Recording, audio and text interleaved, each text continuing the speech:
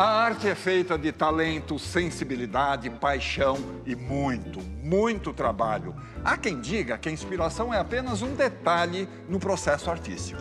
E o nosso convidado de hoje é um criador incansável. Ele escreve, dirige, compõe as músicas de suas peças, elabora trilhas sonoras, enfim, ele parece ser vários. Entre teatro, cinema e televisão, são mais de 60 trabalhos realizados e inúmeros prêmios na carreira. É uma honra receber no Persona João Falcão.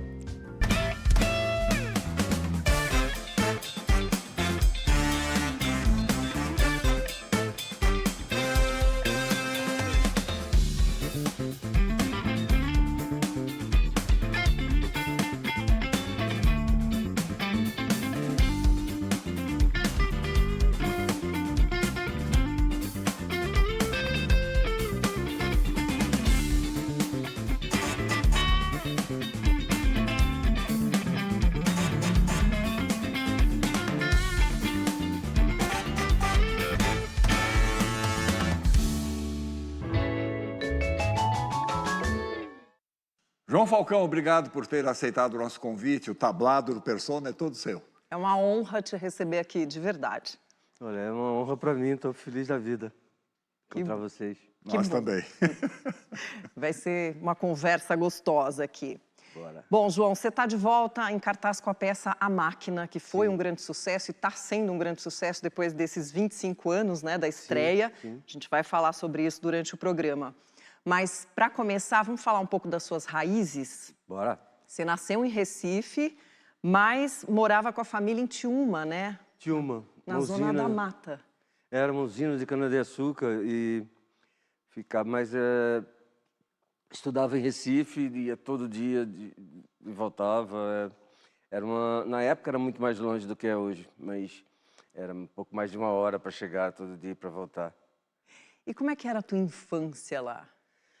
Era um lugar muito... A gente morava num lugar muito distante da vilazinha, assim, subia, assim, uma montanha. Era uma casa com um terreno muito grande mesmo, à beira do Capibaribe. E foi uma infância muito no meio do mato mesmo, com a coisa, a natureza era uma coisa que era presente à minha volta, assim. E... era isso, meu pai era médico desse lugar e meus amigos eram pessoal da vila, mas eu, ao mesmo tempo eu não estudava lá, estudava fora e tal. Agora, já criança, você criava ali uns storyboards, história em quadrinho. Eu desenhava, fazia umas musiquinhas, fazia umas coisas assim. Mas engraçado que criança, minha mãe, em Tiúma, tinha um lugar que todo final de ano ela fazia uns teatros, umas representações, umas coisas. E o garoto que fazia um personagem, que era o pastor, não sei o quê, do Alto de Natal, que ela dirigia, ele estava crescendo e disse, não quero mais fazer. E aí minha mãe me botou. E aí eu comecei e ela disse, não, você não dá para isso, para essa coisa, você não dá para essa coisa de teatro, não. Então ela disse, Paulinho, você faz esse ano, só mais esse ano. E eu fui... enfim, fui recusado no teatro da gongado. primeira vez. Agora, na adolescência, a sua família se mudou mesmo para Recife, né? Sim. E lá surgiu a sua primeira paixão artística, que foi a música. Tanto que você chegou a pensar em ser um astro pop, alguma coisa desse tipo? Como é que foi isso? Na minha cabeça, eu ia ser isso. Eu ia tocar, ia cantar, ia ter banda. Cheguei a ter... Chegou a ter? Cheguei a ter, já participei de alguns festivais de secundaristas e... Violão? Eu tocava violão, toco um pouco ainda arranho, mas eu compunha no violão e cantava. Mas calma, tem uma história de que você foi chamado para ser violeiro numa peça. Sim, Morte e Vida Severina. Era um espetáculo de teatro-dança e eu... fui chamado primeiro para ser diretor musical, porque eu era muito ligado à música. Depois para participar como um ator, bailarino, sei lá. E cantar. E aí eu tocava e cantava, tipo um violeiro, assim, para as pessoas dançarem, os números, coisas e tal. Então, as músicas do Chico Buarque? as músicas do Chico. E algumas outras que eu compus também para o próprio espetáculo, originais. Agora, você chegou a participar como ator também na montagem de Toda a Nudez Será Castigada. Exatamente. Nelson Rodrigues, direção do Antônio Cadengue, que é um grande nome lá do teatro pernambucano, né? Mas você mesmo percebeu que atuar não era o seu forte, né? Eu não gostei muito. Eu tinha vergonha, ficava inibido. Eu tinha vergonha, eu digo que eu tinha vergonha de fazer direito. Então eu ficava ali, fazia meio... Eu era mal. Você se reprimia. E fazia o Serginho. Serginho. O garoto lá. Filho do Herculano. Muito boa essa peça, mas... E fez muito sucesso na época e tal. Mas eu mesmo, por minha conta, eu disse, não, eu gosto muito de teatro, mas quero ficar mais na parte de... Por fora, né? Quero ficar por trás, assim, pensando, organizando. Agora, ainda em Recife, você cursou arquitetura. Cursei arquitetura. Mas aí, quando fizemos um grupo no Centro de Artes da universidade, onde a arquitetura funcionava, e quando recebemos o primeiro texto autorizado para a gente montar, que era Flix, uma adaptação do Aderbal Júnior sobre o texto do Ziraldo, e aí juntamos, as pessoas começaram a dizer, eu quero fazer tal personagem, eu quero fazer o verde, eu quero fazer o azul, era a história das cores, né? Quero fazer coisa assim, então, aquela euforia, e eu disse, eu quero dirigir. Tá, tudo bem. Porque todo mundo queria ser, então achou ótimo que menos um para disputar o papel, foi assim que eu virei diretor. Segunda peça que eu fiz, além de tudo que eu já fiz no Flix, eu escrevi o texto. Então, quero muito pelo contrário. Isso. Que fez um enorme sucesso lá em Recife. Também foi. Né? Foi uma peça que na época existia uma coisa chamada Projeto Mambembão, que era do Inacem, que pegava as peças algumas peças escolhidas de fora do eixo Rio-São Paulo, exatamente para circular pelo Brasil, inclusive Rio, São Paulo, Brasília, Belo Horizonte. E essa peça fez essa turnê e depois fez temporadas mesmo no Rio de Janeiro, longas e tal. Então, e aí você, nessa peça também, você escreveu, dirigiu, produziu, fez figurino, música, tudo, né? Tudo, Então me diga uma coisa, quando você coloca no papel a ideia de um texto, você já forma uma visão do espetáculo como um todo?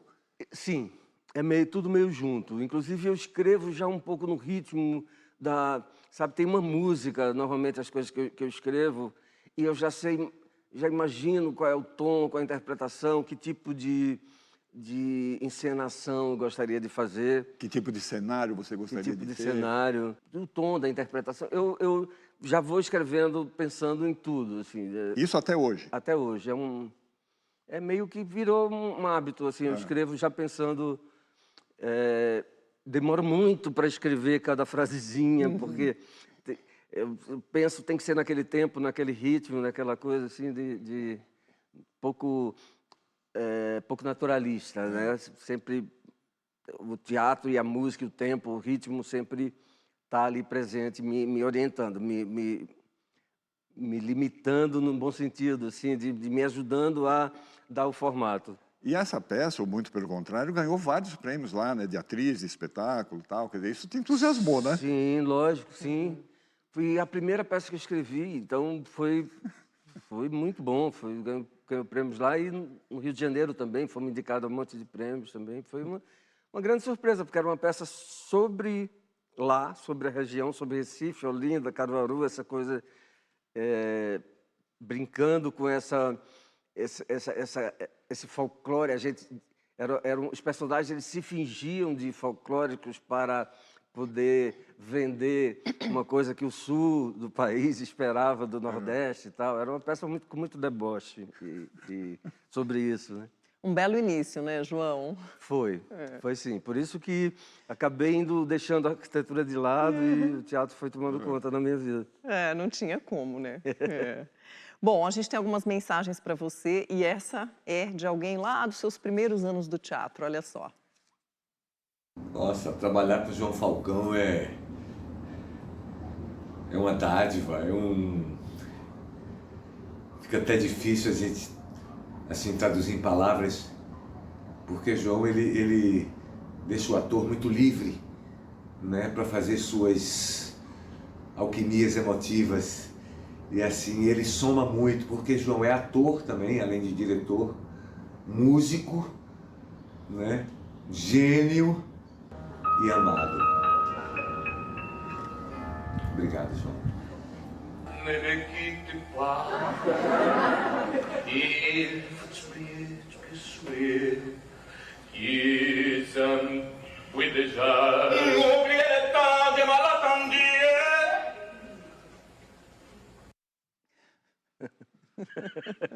Chamou meu objeto, Aramis, o Lucinho e o Bruno Garcia. Foi muito divertida essa peça. O Aramis está lá desde o começo da sua carreira, praticamente. O Aramis, sim. Desde Recife. Desde Recife. João, você diz que a montagem de Macunaíma, do Antunes Filho, e o grupo carioca Asdrubal trouxe o trombone, te despertaram, assim, um verdadeiro fascínio, né? Te impactaram muito. Por quê? Foram as duas peças que... Era difícil chegar às peças lá em Recife, e quando chegava, a gente, estudante, assim, a gente tinha certa dificuldade de acessar. E essas foram algumas das primeiras peças que eu vi na vida, assim. Eu nunca tinha visto um teatro como Macunaíma, por exemplo, que era uma plástica, uma encenação absurda de linda, assim, era algo muito diferente para mim. E na outra ponta tinha o deboche do Asdrubal trouxe trombone com trato e bilhão. Eu disse, pô, o teatro pode ser muita coisa. E também as duas peças sem nada realista. Isso me atraía, porque o teatro... Eu descobri que o teatro você tinha que imaginar o resto. O cinema, que eu tinha visto sempre, assim, estava tudo lá, estava o cenário, estava o ambiente. E o teatro era a pessoa ao vivo e mais nada, assim. Pelo menos o teatro que eu me apaixonei era um teatro não realista, não tinha os elementos que para fingir que era aquilo, não. Era uma proposta de você, olha, imagina que existe, e o ator e a encenação teria que insinuar. Era fascinante, para mim era uma coisa muito nova. Eu imagino que a sua referência até então era o Teatro Amadores de Pernambuco, que era um mais clássico, mais acadêmico. Exatamente, né? Era um teatro que você via a parede, o sofá, era a cozinha, coisas, os elementos, o copo com água ou com bebida, tudo muito fingindo o que era a realidade. Quanto mais perto da realidade, melhor. Assim. E esse teatro que me veio assim de repente foi algo que tem uma possibilidade que é uma linguagem muito própria, muito diferente da televisão, do cinema, e foi o que me fascinou. Agora, tem um outro grupo lá de Pernambuco que também mexeu com a sua cabeça. A gente preparou um quadro sobre ele, olha só. O Grupo Vivencial de Olinda foi um dos mais ousados e libertários coletivos teatrais do Brasil. Fundado em 1974, em plena ditadura militar, o grupo surgiu misturando teatro, performance, música e política, com irreverência e coragem.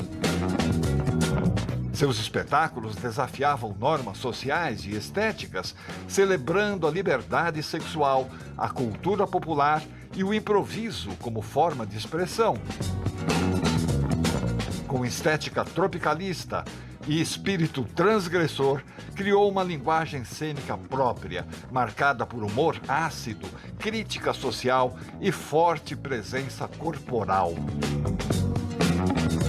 Em sua sede principal, a Casa Vivencial Diversiones, tornaram-se mais do que um grupo. Era um movimento de invenção e acolhimento que deu voz a artistas marginalizados e influenciou profundamente o teatro nordestino. João Falcão, ainda em início de carreira, integrou o Vivencial e ali viveu uma experiência que moldaria a sua linguagem autoral. Seguramente, o seu primeiro palco de liberdade criativa.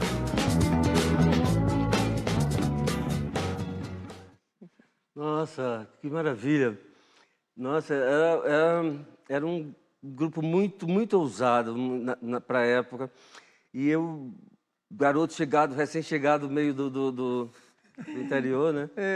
Eu fiquei deslumbrado com aquilo. Eu frequentei muito como espectador, como admirador. E depois, aí me envolvi com as pessoas e com os artistas. E foi algo que teve muita importância na minha vida, na minha formação, como artista e também como pessoa, como maneira de ver o mundo, assim, com liberdade mesmo, assim. Que bonito ver isso, ver essas pessoas aí. E é curioso que esse grupo surgiu ligado a uma igreja, né? E depois se distanciou e foi para o mangue. Exatamente. E ali em Peixinho, Complexo Salgadinho, que chamava, exatamente. Era um grupo fantástico, e muito divertido e sempre com muita novidade.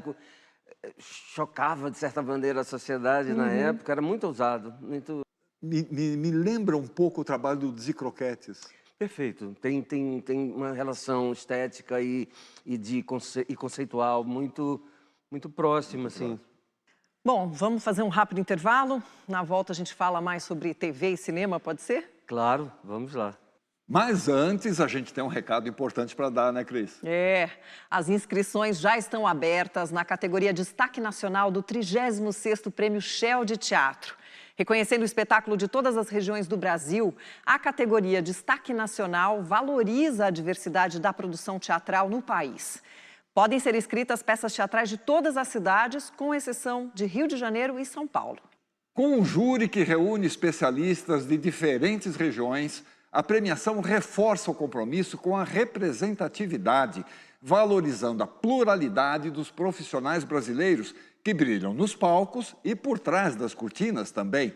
Inscreva o seu espetáculo e concorra. Acesse o regulamento no site e saiba mais. Voltamos já com o João Falcão.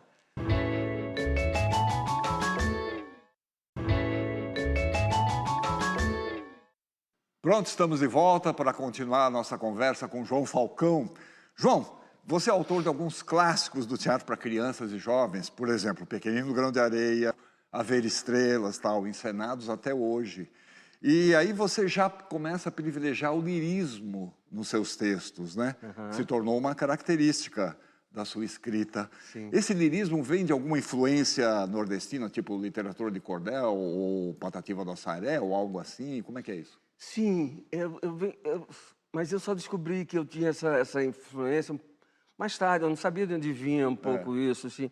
Mas existe uma região lá em Pernambuco chamada Sertão do Pajeú, onde praticamente toda a população é poeta. Não sei o que é que tem naquela... São várias cidades que na margem do rio Pajeú, que, por exemplo, um mendigo chega pedindo a esmola e as pessoas dizem: hoje não, poeta.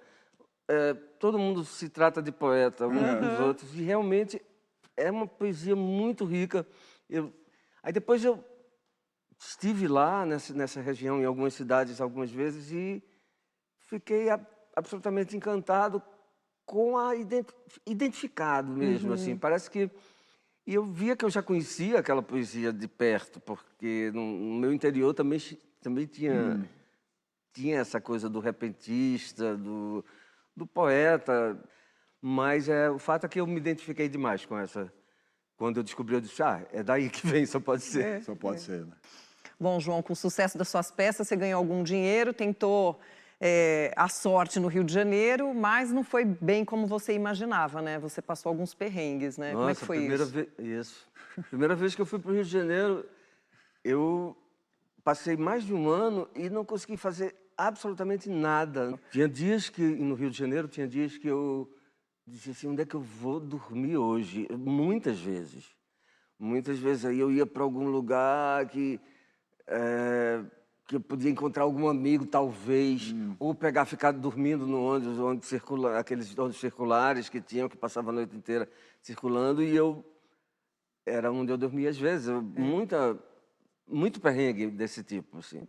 Mas eu não podia voltar, porque eu vou voltar dizendo que não deu certo. Que não deu certo, nada deu certo. Tudo quase rolava, quase acontecia. Até que eu digo: não, vou subir. Não foi legal. Voltei para Recife E aí eu digo, vou trabalhar numa coisa que me sustente para poder ser. Eu já tinha ganhado todos os prêmios, mas não conseguia me sobreviver, me manter independente financeiramente. Só com o trabalho do teatro, né? Não dava. Não dava. Aí eu fui convidado para fazer publicidade. E aí eu fui trabalhar em agência de publicidade. Aí sim eu ganhei dinheiro, algum dinheiro. E aí depois de redator, eu escrevia textos para publicidade, roteirista para filmes publicitários. Mas comecei a dirigir os filmes, assim. Eu tinha uma experiência com atores, de dirigir do teatro, né? E comecei deu muito certo. Eu montei uma produtora de comerciais lá em Recife. Fiz durante uns 7, 8 anos. Eu não fiz teatro, praticamente. Me dediquei à publicidade. Eu achei que, teatro foi uma época da minha vida, passou. Eu vou fazer... Aí fiquei fazendo publicidade, dando muito certo, me diverti muito, até que parei de me divertir. O que a publicidade me deu foi a coisa da imagem, da imagem filmada, que eu depois usei na televisão, porque aprendi a cortar, a enquadrar, cortar uma história de 30 segundos, a condensar. Eu fiz muito comercial, mas chegou uma hora que não tinha mais o que fazer, não era mais divertido fazer, era trampo sem prazer. Sem prazer. Sim. E, João, como músico e compositor, você também cria as músicas e as trilhas sonoras dos seus espetáculos, né? Mas a gente preparou um quadro também sobre esse tema e depois a gente fala mais um pouquinho, pode ser? Pode ser, claro. Desde os primeiros acordes de um piano no teatro, até as partituras orquestrais do cinema e dos temas da televisão, a música e a letra dialogam com a narrativa, sinalizando o tempo, o espaço e os sentimentos. A sonoridade é uma linguagem universal que serve para marcar o ritmo da cena, revelar subtextos e criar conexões profundas e imediatas com o público. A trilha é capaz de comunicar o que muitas vezes as palavras não conseguem expressar. Os temas musicais e a forma como são integrados à narrativa revelam a sensibilidade de cada criador em harmonizar som, imagem, texto e emoção. Na escrita para o teatro, a TV ou o cinema, ela não apenas pode acompanhar o texto, como também determinar o andamento dos diálogos e a cadência das cenas. E dessa forma, melhor expressar as emoções. Nesse sentido, a música é também uma dramaturgia. João Falcão se aproximou da arte pela música e fez dela um de seus principais recursos narrativos.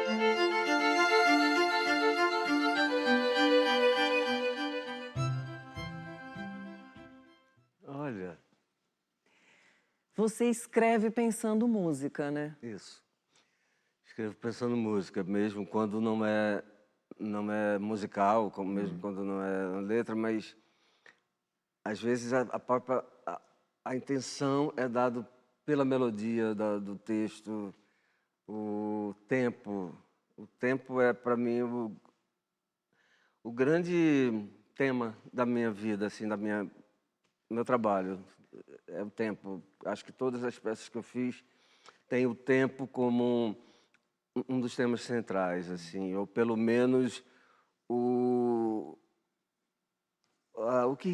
que rege a encenação e mesmo o texto também, a intenção. Agora, muitas vezes você consegue resolver com uma canção o que você não conseguiria, você precisaria de 3 páginas para dizer com um texto. Sim. Né? E às vezes uma canção te resolve isso. Né? Isso. Essa peça que eu vi aí com o Nanini, que eu fiz Uma Noite na Lua, né, que é uma peça, um texto, um monólogo, eu escrevi para ele, junto com ele. E aí tem um momento em que ele tá falando, e ele entra e a coisa vira uma canção mesmo. E que é um momento que resolve a encenação, porque a canção pode dizer coisas que um texto ficaria estranho dizer. E na música a música dá essa possibilidade de você ir para um tom quase mágico mesmo, surreal, assim. Outros voos, né? É isso. A gente tem mais algumas palavras agora de um parceiro seu nas suas incursões musicais. Você sabe quem é, né? A minha parceria com o João, ela tem uma importância fundamental, né? Eu acho que ela ditou muito a minha carreira como trilheiro de dramaturgia, sem dúvida alguma. Assim, eu costumo dizer, inclusive, que eu aprendi a fazer trilha sonora com o João, né? Porque ele, além de ser um excelente compositor, ele é um excelente dramaturgo, né? E encenador, principalmente, ou seja, todo o movimento de criação dele é muito sobre o que ele vai montar, sobre como ele vai ensinar, como ele quer que seja ensinado, se ele não for o ensinador, no caso. Ultimamente, a nossa parceria tem se dado muito no audiovisual.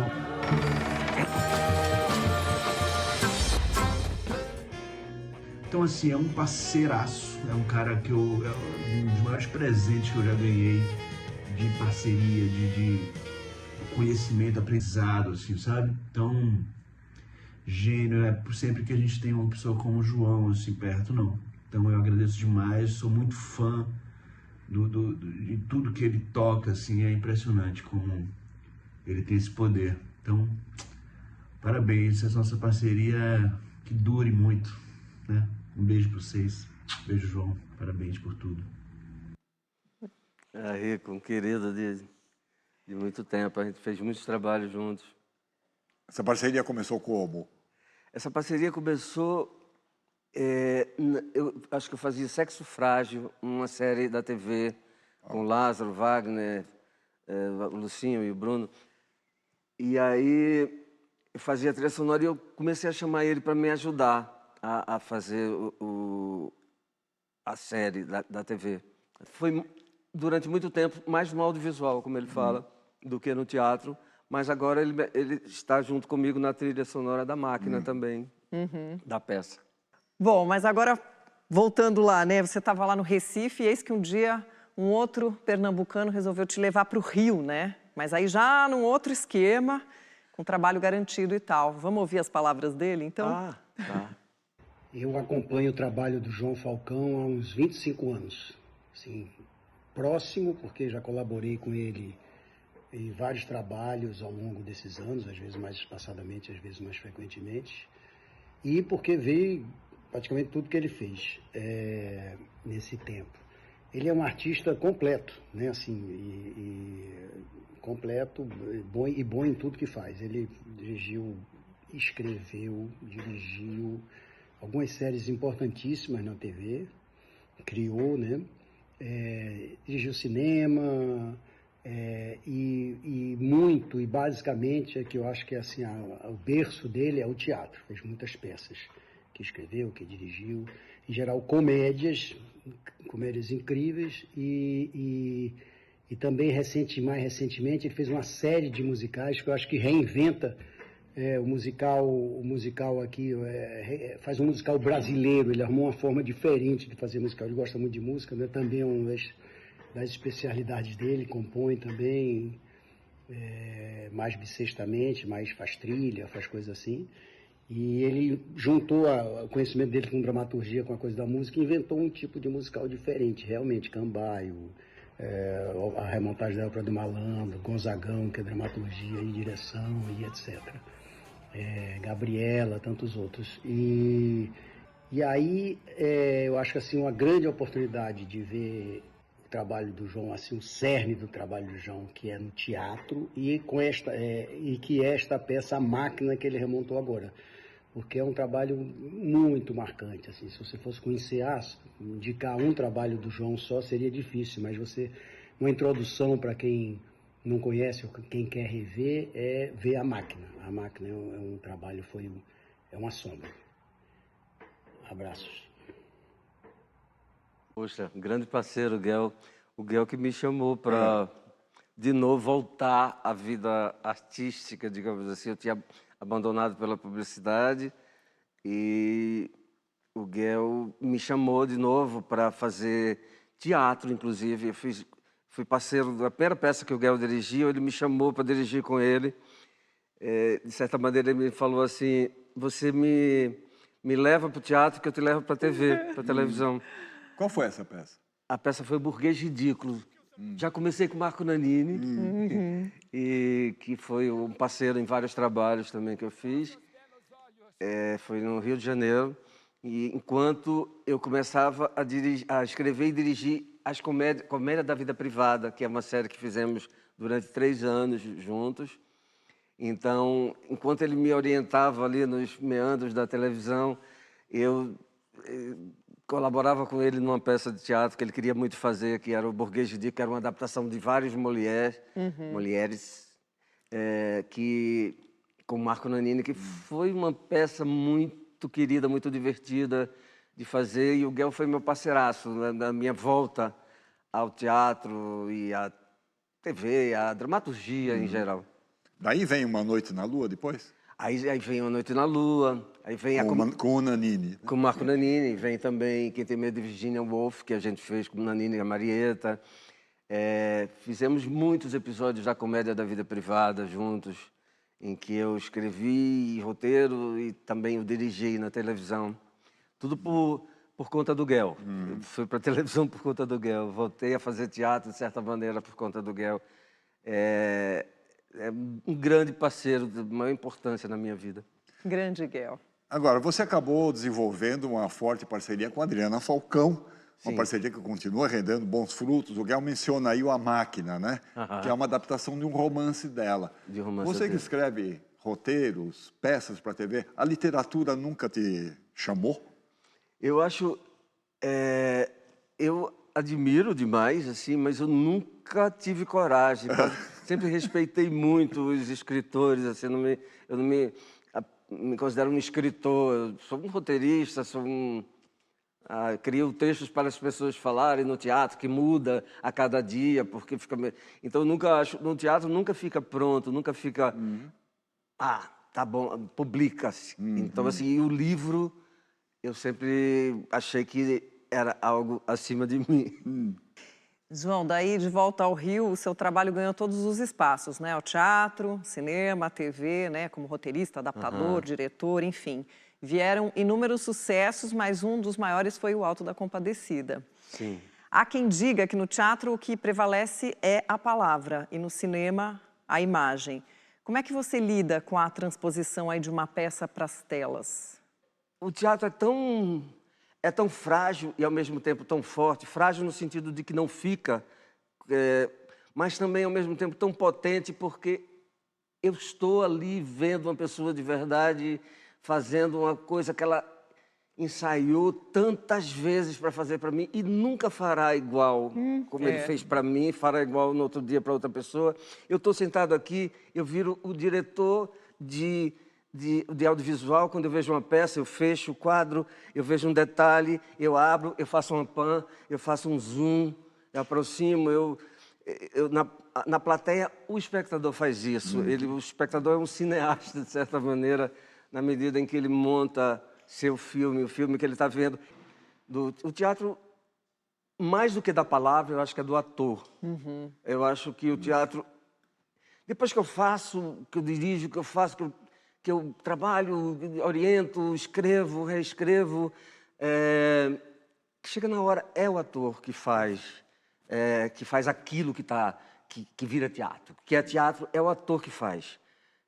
No cinema, não. No cinema tem uma equipe grande, mas no final, o corte final é que faz e fica. É aquele corte final, é aquele objeto que está ali, guarde na prateleira, ou no arquivo, ou no HD. Mas o audiovisual é isso. O teatro é do ator porque o ator está vivo e ele vai fazer o que ele quiser. Se ele esquecer, não vai dizer o texto. Se ele quiser mudar, ele vai mudar. Não tem mais diretor. Não tem mais autor. É do ator. O teatro é do ator e o cinema é da equipe que monta e que constrói aquelas imagens e fica para sempre. O teatro não fica para sempre. É efêmero, né? Cada dia é uma história, né? É verdade. João, a gente vai fazer mais um intervalo. E aí, na volta, eu queria que a gente conversasse um pouco sobre o Bhagavad Gita. Pode ser? Claro. Voltamos já com o João Falcão.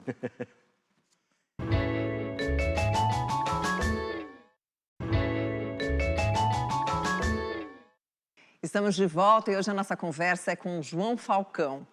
João, já vamos abrir esse bloco com mais uma mensagem? Oba! Bom, eu me lembro até hoje, quando eu conheci João Falcão. Eu fui apresentada pelo ator Bruno Garcia, ele me recebeu na casa dele, e eu me lembro como foi uma noite mágica, assim, era uma noite de música, onde tinha um sarau, pessoas lendo, assim, trechos de livros e poesias, e logo depois o João me convidou para fazer uma participação no último episódio do Sexo Frágil. Na verdade, tinha até um outro nome, né, que foi Programa Novo. E eu aprendi demais, né, com ele, assim, cada detalhe, cada toque na direção. E dali, depois desse projeto, ele me chamou para eu fazer o primeiro filme com ele, meu primeiro longa-metragem, que foi ao lado do Vladimir Brista. E depois disso eu estreiei a minha primeira peça, eu liguei pro João, a gente estava conversando, e ele me comentou comigo, olha, Aline, eu vou estrear uma peça, o incrível diálogo entre Krishna e Arjuna. Eu falei, João, eu nunca fiz uma peça, não tem uma personagem aí que para uma mulher que eu possa fazer? E no dia seguinte ele me ligou e ele disse, por que não? Você pode fazer Krishna, Deus. Afinal, Deus é tudo que existe. É homem, é mulher, é você. Então, bora, vamos fazer junto esse trabalho. Eu me lembro que até o último dia, o último minuto, antes da estreia, no dia, ele me entregou, ele estava escrevendo e modificando o texto. Eu falei, João, já está tudo decorado, pelo amor de Deus. Era a minha primeira, né, vez, assim, em cima dos palcos, eu muito nervosa. E ele me entregou. Agora sim, tá pronto, finalizou ali. Krishna dizendo quem ele era de verdade. Quem nós todos éramos de verdade. Que peça. Eu me emociono muitíssimo. João, que bom ter crescido diante de você, sob seus olhos, moldada pelo seu olhar atento. Muito, muito, muito obrigada. Te levo comigo até hoje.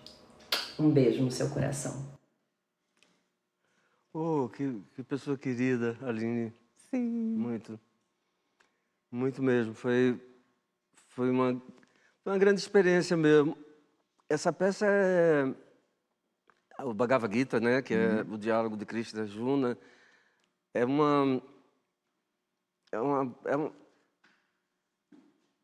Eu até brinco assim que é uma peça de autoajuda, porque eu fiz um momento em que eu não estava muito bem.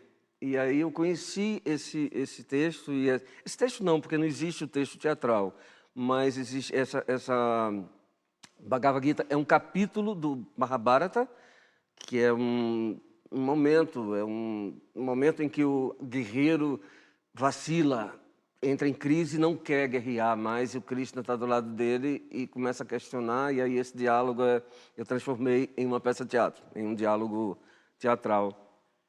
E fala muito disso, assim, eu enfrentaria tudo, menos isso é exatamente o que você tem, exatamente isso é o que você tem que enfrentar para você crescer e para você fazer o que você tem que fazer. Esse momento sempre chega.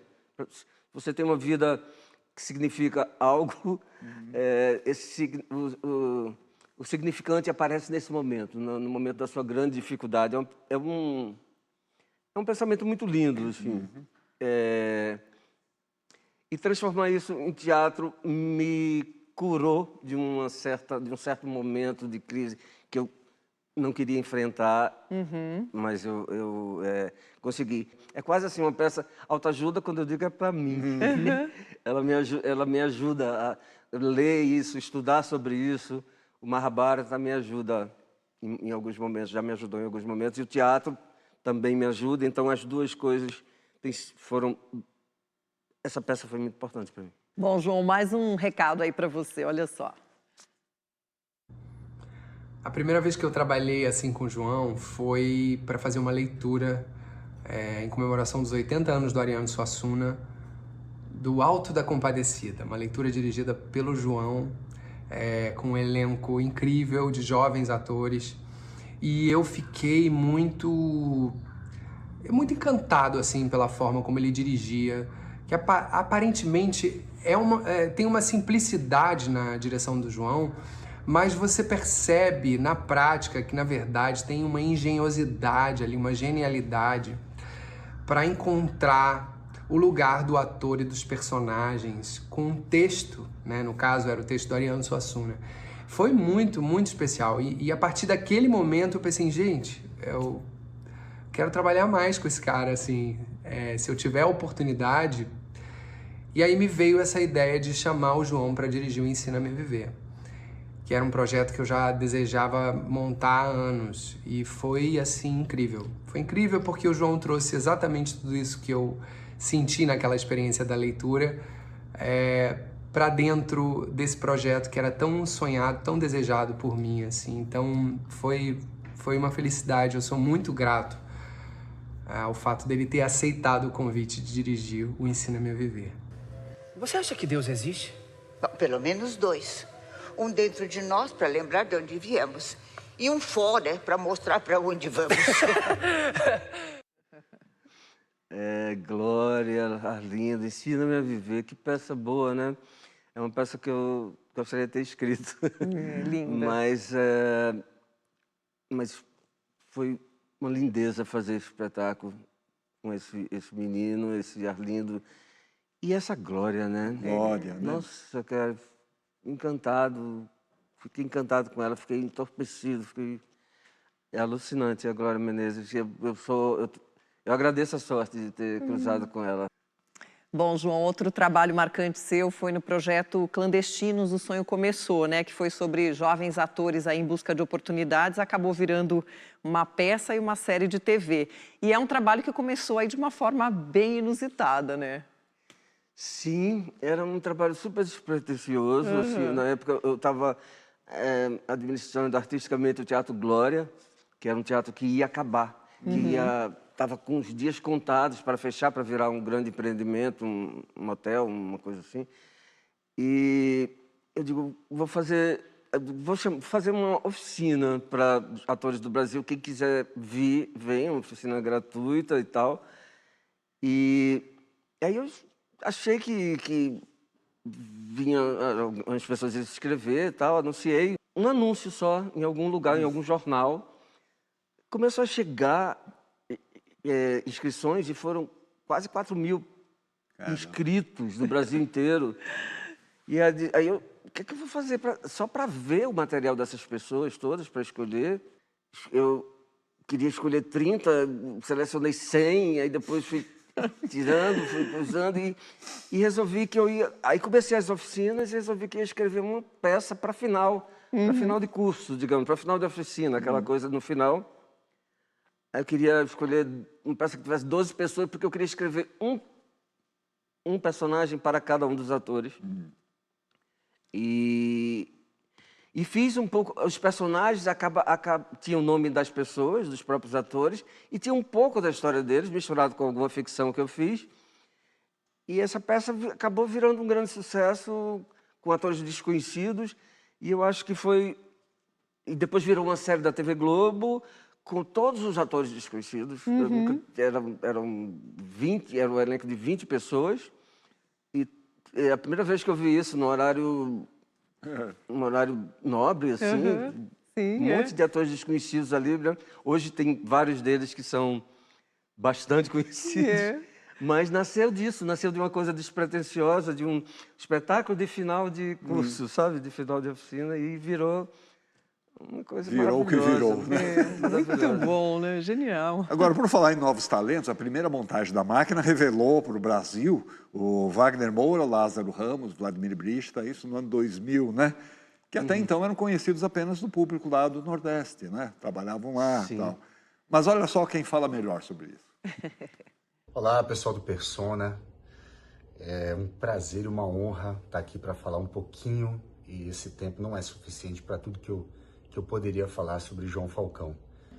A gente se conheceu em Salvador, quando ele foi dirigir A Vida Estrelas. Eu fiquei encantado, para mim, um dos melhores espetáculos infantis de todos os tempos. Tive a honra de fazer durante 1 ano e meio. A gente foi para o Festival de Curitiba, Festival em Portugal.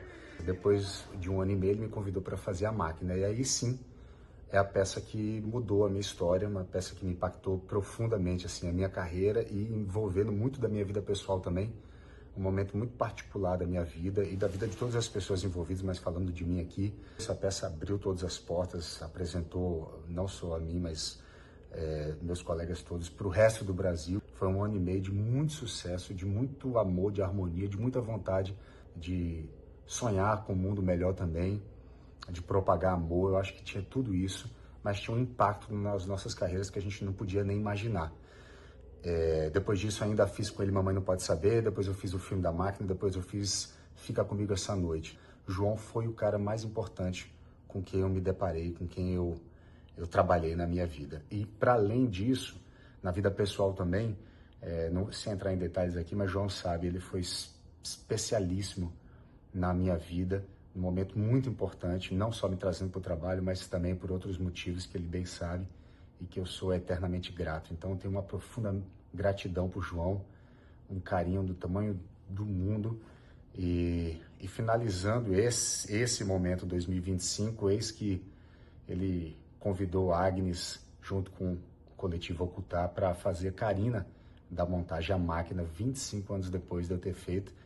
E haja emoção para lidar com tudo isso. Eu sou muito grato a João, tenho enorme admiração pelo trabalho dele.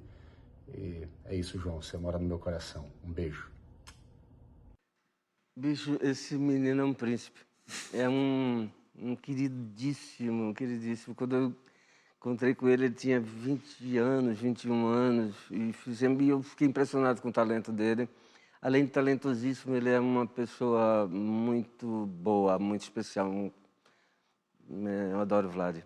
Agora, atualmente, a sua peça, A Máquina, está novamente em cartaz. Já falamos sobre isso aqui em São Paulo, 25 anos depois da estreia, lá em Recife, né? João, o mundo mudou, nós mudamos, você mudou, a peça continua emocionando. Na sua opinião, o que torna um texto atemporal?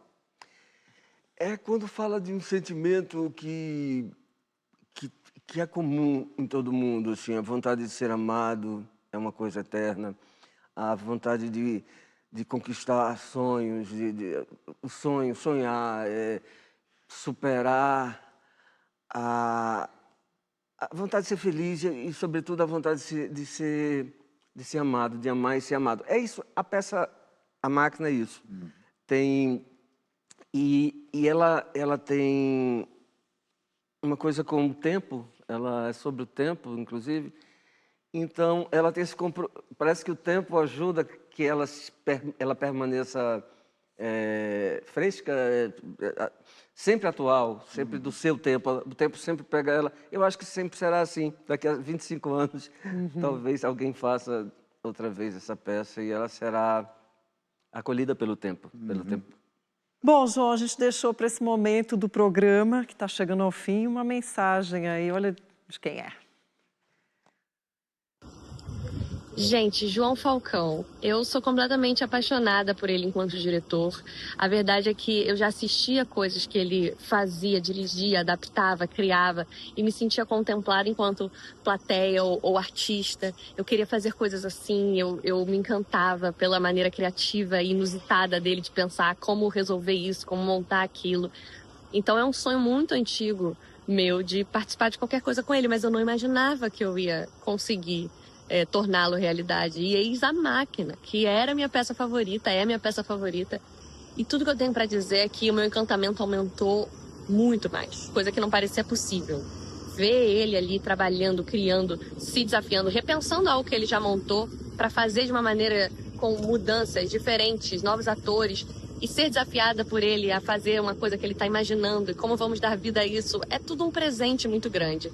Ele é inquieto porque ele é apaixonado pela coisa que ele está fazendo e isso dá muita alegria de estar trabalhando junto, porque é inspirador e é por esse caminho também que eu quero seguir, sempre apaixonada pelo ofício, sempre querendo inventar coisa nova. O João, Você é maravilhoso. Muito obrigada por ter me convidado para estar junto nesse processo da máquina, que está muito, muito lindo. Eu sou muito, muito feliz e grata de estar lá. Nossa, esse programa é muito emocionante. Nossa, muito emocionante. Muito feliz de ter vindo aqui. Que bom. Que bom que vocês me chamaram. A gente fica feliz e emocionado A gente estava atrás de você já há muito tempo, né? Que bom. Então, a Agnes fazendo essa personagem maravilhosa da Karina. Já pensou? A filha do Vladimir, né? Exatamente. Quer dizer, 25 anos depois. Ela assistia a peça quando era criança, né? 2 aninhos. Pois é. Ela tinha quando estreou. Que tudo. Muito bom. Agora, João, sua vida artística começou no palco. Depois de tanta TV, tanto cinema, o teatro ainda é o seu solo sagrado? O teatro é. O teatro é onde eu me sinto à vontade para realmente criar sem limite, assim, sem um limite mesmo, sem uma... Isso não, porque o algoritmo diz que aqui é melhor, o bom senso diz que aqui esse caminho é melhor, o mercado não sei o quê. No teatro, a gente pode se dar o luxo. Não que o teatro seja... você pode... pelo contrário, o teatro é grande por causa disso, porque um teatro é uma coisa feita em conjunto mesmo, em família, é onde existe uma trupe, porque tem que continuar junto para a coisa continuar sendo, para continuar viva. O teatro é onde eu me encontrei, onde eu pude juntar a música com texto, com imagem. O teatro é meu chão. Muito bom. João, infelizmente o nosso tempo terminou. Foi um grande prazer conhecer a sua vida, a sua trajetória e a gente perceber que, vamos dizer, que além do talento, além de sensibilidade, além do raciocínio, tem muito coração no trabalho que você faz. Isso é lindo, por isso suas obras permanecem sempre. Muito obrigado pela sua presença aqui conosco. Eu que agradeço, um prazer enorme. Foi muito feliz esse momento que fiquei aqui conversando com vocês. Vocês proporcionaram para mim um momento muito especial. Que bom, a gente fica feliz e você também nos proporcionou assim esse momento. O teu trabalho é realmente incrível. A gente teria muito mais o que dizer, então a gente poderia ficar mais horas aqui. E obrigada, mais um representante aí desse cenário efervescente de Pernambuco, Recife, aqui nessa guerrilha na cultura. Obrigada, João. Obrigado a vocês. O João, muito gentilmente, se comprometeu a encerrar o programa com um trecho de um texto da autoria dele. Estamos ansiosos para ouvir. Enquanto ele se prepara, nós vamos nos despedindo. Muito obrigado por terem acompanhado o nosso programa até agora. Voltamos na semana que vem. Lembrando que quem quiser rever ou recomendar o nosso programa está na página do YouTube. E a gente se vê no próximo programa. Até lá. E ficamos com o João Falcão. Um homem em cima de um palco pensando. Uma luz e um silêncio. Será que a Berenice vai gostar desse começo? É claro que ela vai ver a peça. Também se não for azar o dela. Um homem em cima de um palco pensando. Pensando alto, claro. Senão como é que o público vai saber o que é que ele pensa? Um homem em cima de um palco pensando alto. Você precisava ver, Berenice, o jeito que eu cheguei pro cara lá na festa. E a minha cara de gente. Desculpa, você não me conhece, mas por acaso eu escutei sua conversa. Enfim, eu tenho a sua peça. A peça que você procura. Um homem em cima de um palco pensando. Está pronta. Eu tenho a sua peça. Você acredita que eu tive coragem, Berenice? Você acredita que eu disse isso? Esquece a Berenice e pensa na peça. Um homem em cima de um palco pensando.